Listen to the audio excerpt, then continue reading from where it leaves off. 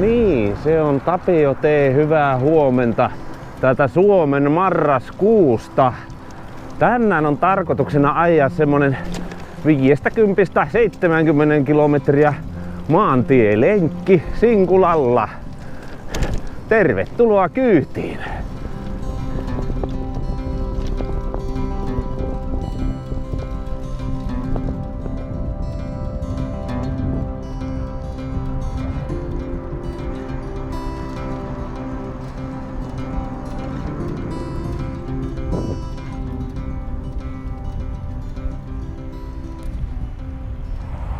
Syksy on pitkällä, arki vie suurimman osan ihmisen elämästä ja välillä harrastustoimintaa myös rajoittaa sairastelut. Mutta tämmöisenä syksyn voimavarana on toiminut nämä tämmöiset 50–70 mittaiset maantielenkit, joko Sinkulalla tai Ralehkilla tai jollakin muulla pyörällä.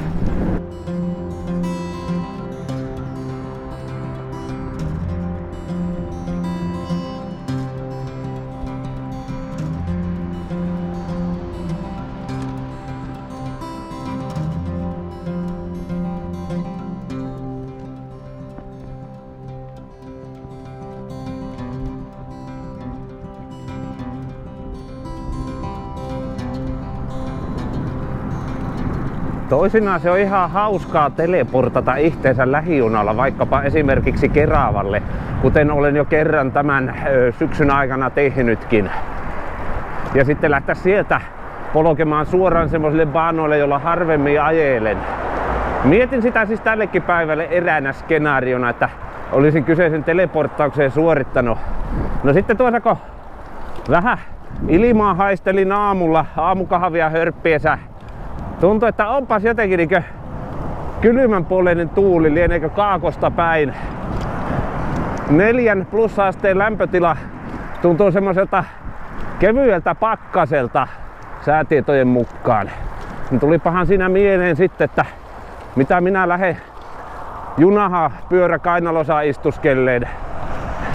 Hirveän kylmä vaan sitten kun pitäisi liikkeelle lähteä.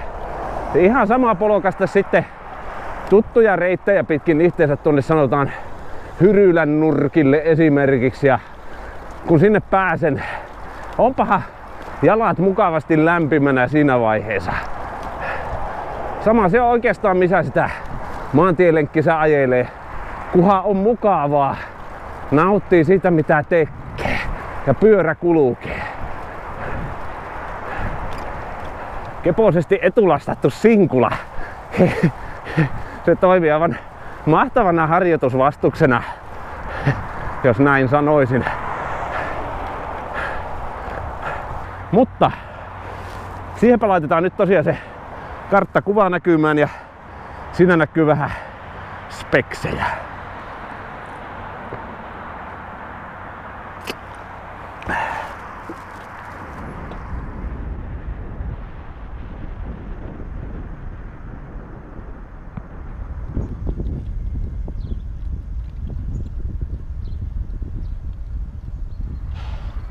Jos Ralekki on Ferrari, niin tämä Genesis on traktori tai mopo taikka hidas diisseli. Mutta semmonen, joka jaksaa ja kestää pitkälle. Tästä vanhasta Tuusulantiestä tulee mieleen tuo Kuruntie Tampereen lähellä. Pirkan yöpyöräilyreitillä. Se on ihanaa, kun on vähän mäkiä. Hyvä se on pistää taluttaa siinä kohti, kun ei vielä kramppaile. Pyöräilynopeus ei paljon eroa tästä kävelyvauhista.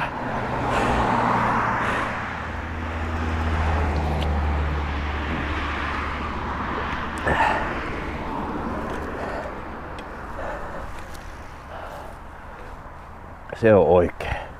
Hyvää lenkkiä. Hauskaa olla Hyrylässä. Tulee lämpimiä muistoja mieleen muutaman vuoden takaa, kun olin ekaa kertaa kotoani Tampereelle. 190 kilometriä. Olisikohan tässä kohti ollut joku 20 täynnä silloin. Se oli tavallaan meikäläisen ensimmäinen 200. koska se on niin lähellä 200. Voisi sanoa siis melkein 200. Siinä on varmasti ammuttu semmonen lähtölaukaus hyvälle brevettiharrastukselle.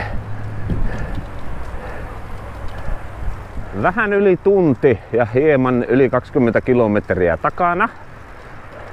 Tein tässä semmoisen suunnitelman, että etsiydyn täältä jostakin tuonne Tuusulanjärven länsipuolelle.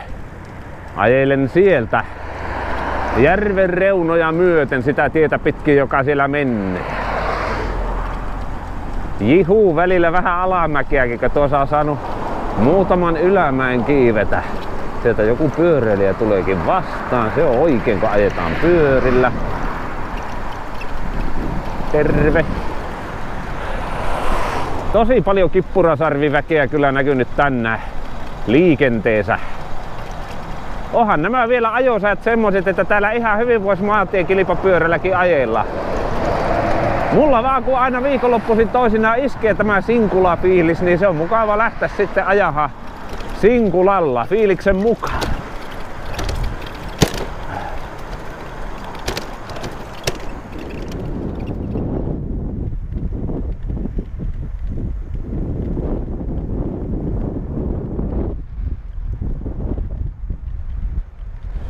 Siinä oli mukava pieni koukkaus tuosta Rantaniityn tietä pitkin, vähän lähempänä itse järveä.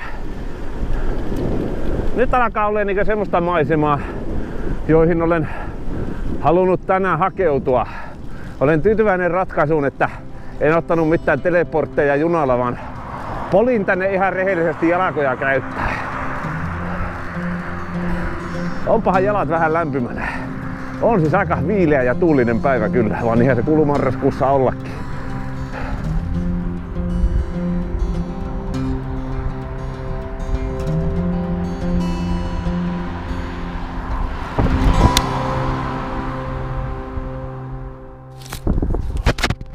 Hehe.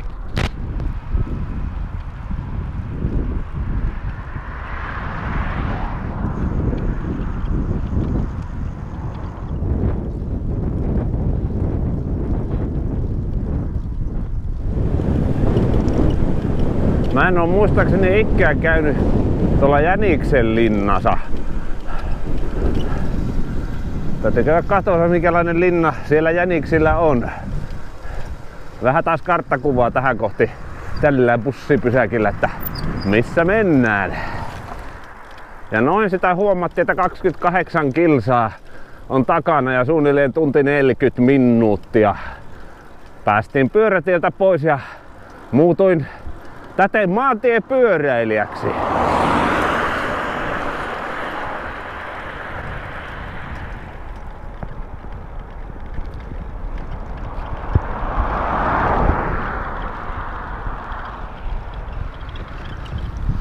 Kolme kilometriä Jäniksen linnaan matkaa. Siellä voisi pitää jonkin sortin eväspaussin. On mukana limpsaa ja suklaata ja pizzaa.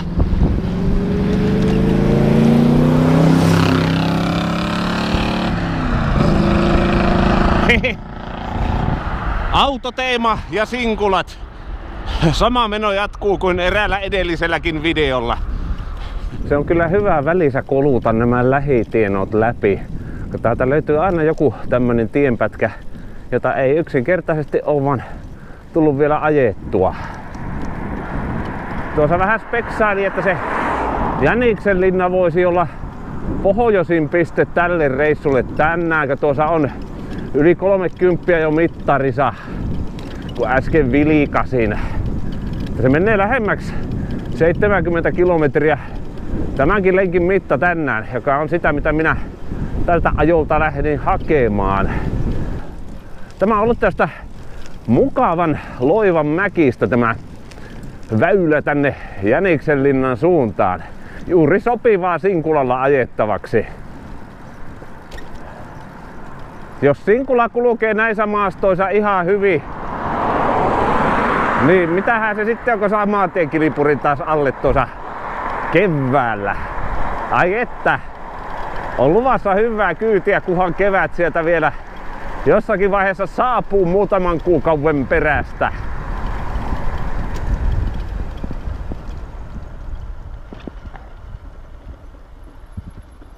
No siinähän on itse Jäniksenlinnan virallinen Rando-hotelli.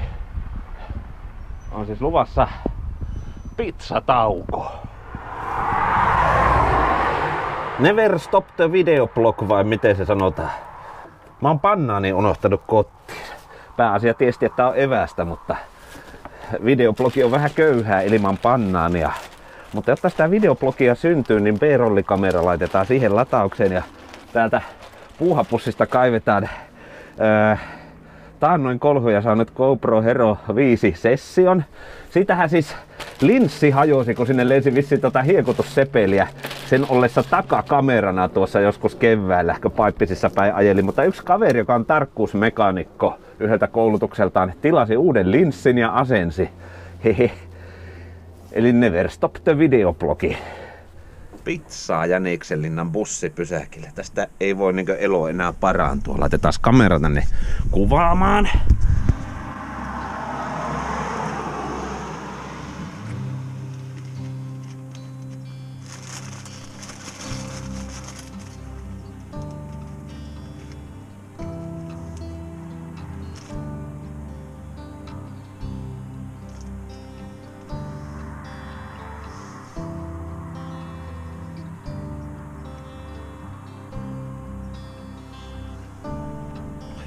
Tämä nyt ei ole brevetti, mutta tämä on ihan randonneuri elämää parhaimmillaan. Sitäkö miettii, että mikä tämänkin treenilenkin syvällisin tarkoitus tänä lauantaina on varmasti se, ei niinkään, että pysyy pyöräilykunto yllä, vaan että osaa syödä kylmää pizzaa bussipysäkillä.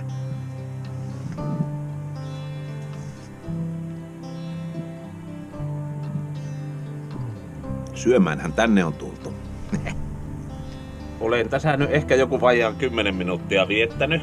Laitetaan tuohon taas screenshottia näkyyn tuosta tämänhetkisestä sijainnista.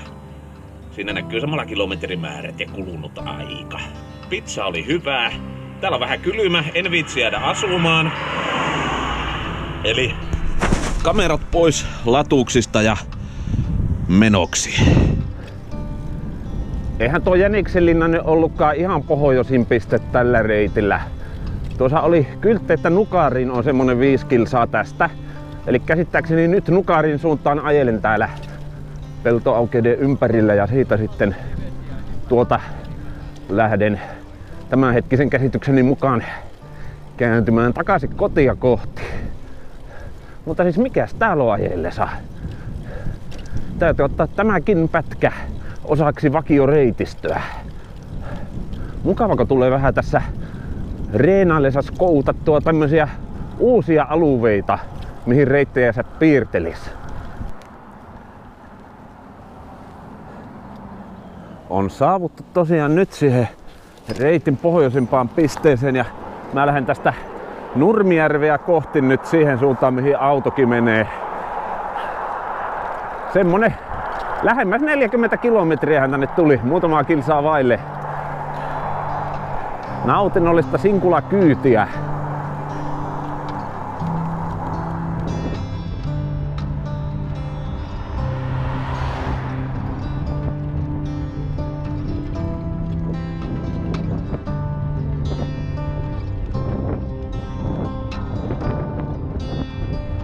Ja tiedättekö, kun oli semmonen hyvä flowi päällä, että ikään usko mihin mä oon nyt itteni polkassu.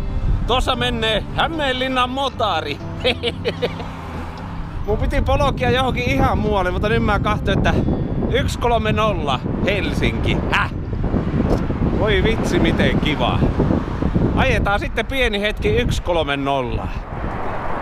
Milloin on viimeksi 130 varressa ajanut? Veikkaan vahvasti, että se oli muuten edellisellä kerralla.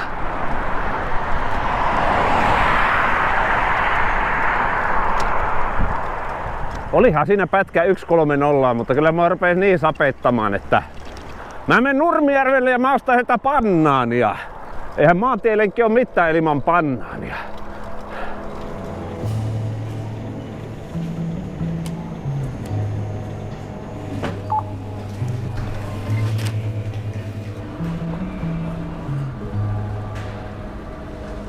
No niin. Banaanirasti on suoritettu Nurmijärven K-supermarketissa. Ja suomalaisen pyöräilyn YouTube-skenen kosminen balanssi on taas kohdillaan, kun olen suorittanut lähes tulkoon jo, en sano pakollisiksi, mutta perinteisiksi muodostuneet banaaniruttiinit. Täältä pitäisi mennä joku vähän rauhallisempi reitti tonne 130 kohti.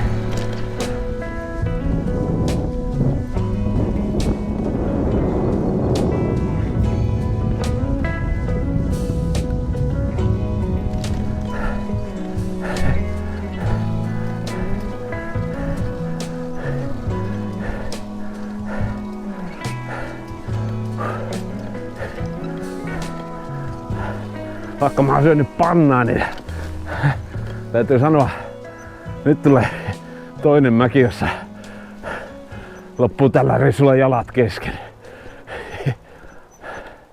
Alkaa päästä semmoseen niin oikeanlaiseen tekemisen makuun.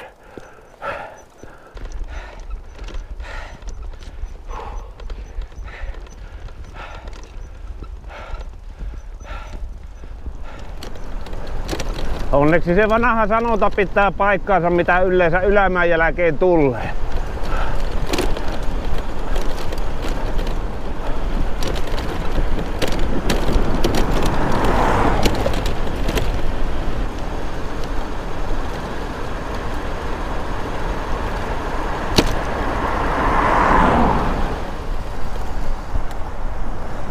Täytyypäs tämäkin pätkä pitää mielessä. Voi vitsikö oli kivaa. Nyt sitä kestääkin hyvin sitten loppumatkan tätä tuttuja ja turvallista 130 leveällä pientareella. Onpa ollut pyöräilypäivä. Sitä kun vaan lähtee polkeen ja antaa itselleen luvan niin sanotusti vähän eksyä reitiltä, jota ei edes suunnitellut. Speksailee lennosta, nauttii yllätyksistä, löytää itseänsä syömästä banaania Nurmijärveltä, näin sen täytyy mennä.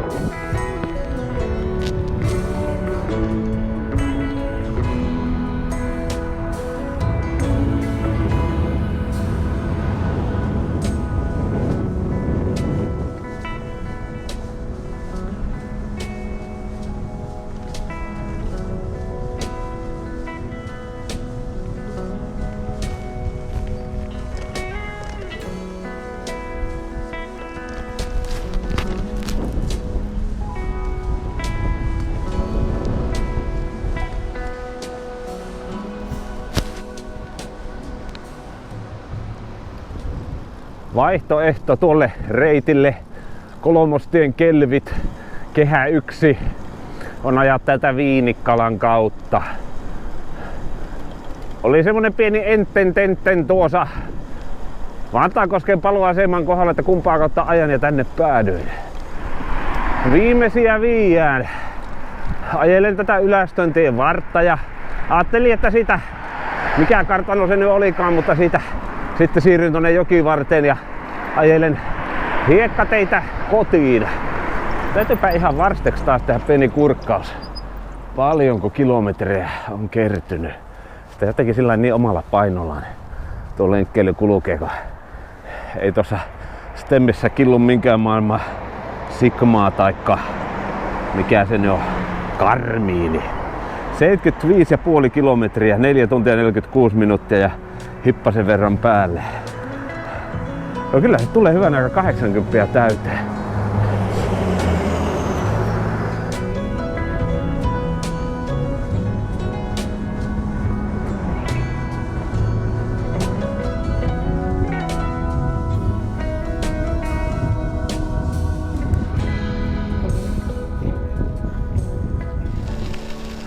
Minä alan hetken päästä olemaan tosiaan perillä. Tästä tuli 80 lenkki. Oli mukavata. on tullut aika päättää tämä video ja kiittää sinua siitä, että sinä kahtoit sen. Toivotaan iloa ja rauhaa sinun päivääsi. Takkuun varmasti nähdään taas seuraavalla kerralla jossakin joskus. Kiitos kun olit mukana. Heippa!